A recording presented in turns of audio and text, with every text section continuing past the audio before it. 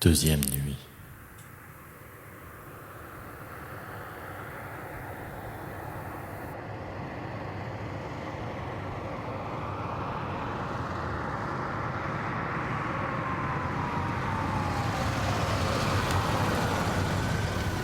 Il revint la nuit suivante, persuadé qu'il avait sûrement imaginé toutes ces choses.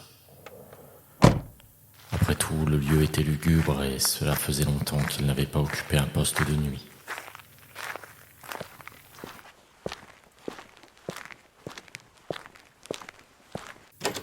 Il ouvrit la porte d'entrée, passa près de l'escalier et traversa ce long couloir d'un pas décidé.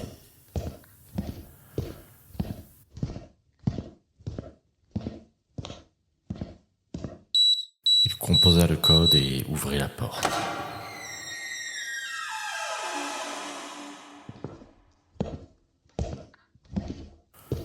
Son collègue sortit alors du bureau où se trouvaient les moniteurs et lui dit qu'il ne s'était rien passé de la journée. Avant de partir, il lui souhaita même un bon courage tellement il trouvait cette mission ennuyeuse.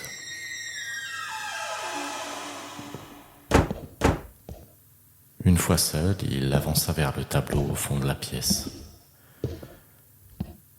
Il le fixa un instant, mais rien n'avait changé. Il était tel qu'il l'avait vu la première fois. Il soupira, se sentant rassuré, puis il se mit à faire le tour de la pièce, regardant de nouveau les différents objets exposés.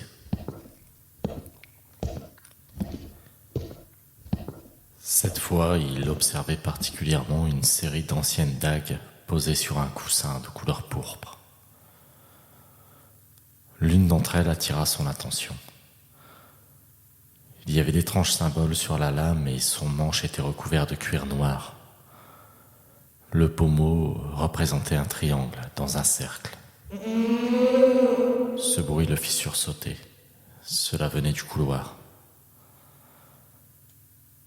Il alla vérifier les moniteurs, mais il n'y avait personne à l'extérieur. Tout semblait normal.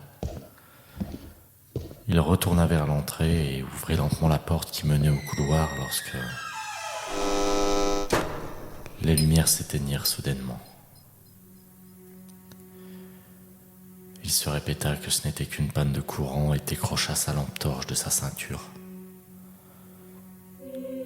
Il la pointa devant lui et demanda d'une voix tremblante qui était là. Il s'engagea alors dans le couloir. Les portraits accrochés au mur qui se découvraient au fur et à mesure qu'il avançait semblaient le fixer. Il arriva enfin à côté de l'escalier lorsqu'il entendit ces voix venant de l'étage. Il demanda qui était là et mit un pied sur la première marche.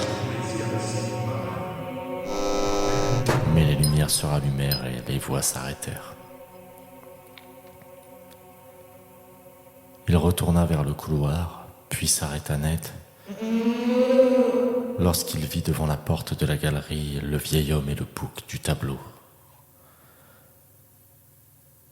L'animal le fixa, puis se retourna lentement et poussa la porte pourtant verrouillée par un code. Puis entra dans la pièce suivi du vieillard appuyé sur son bâton. Il sortit son téléphone en tremblant pour appeler un numéro d'urgence, mais il entendit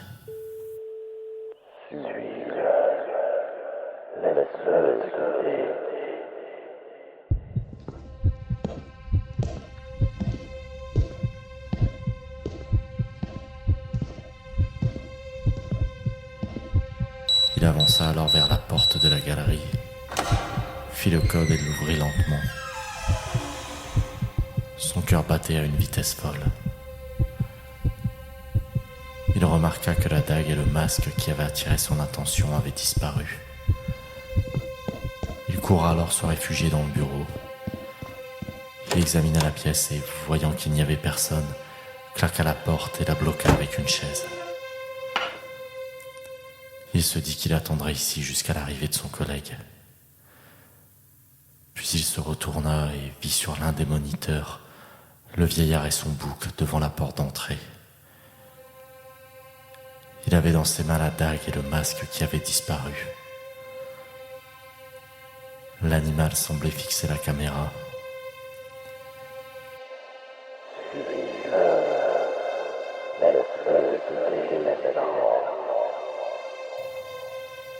Cette voix résonna dans toute la pièce.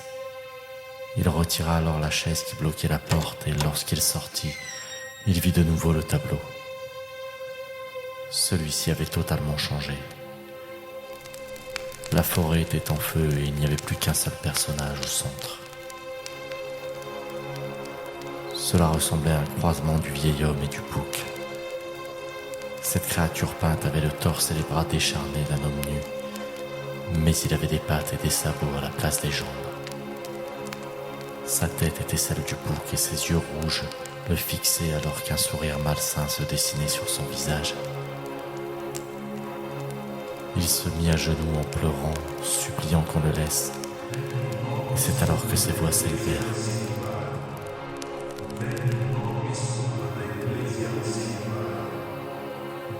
Il tenta de se relever, mais il trébucha et perdit connaissance.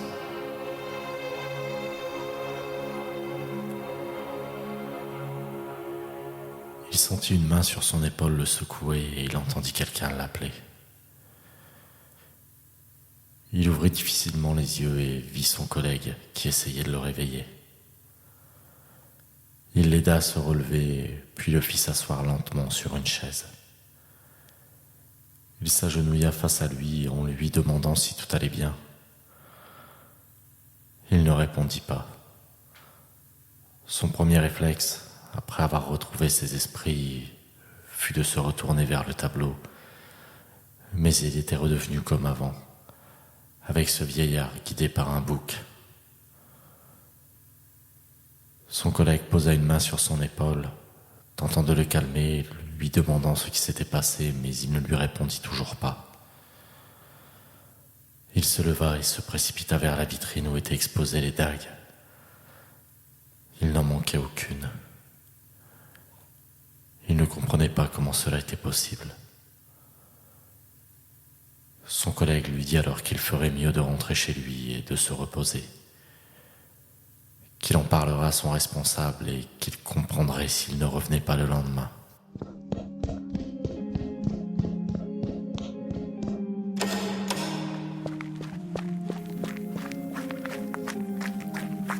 Il courut alors vers la sortie, puis rentra dans sa voiture. Il prit une profonde inspiration et rentra chez lui.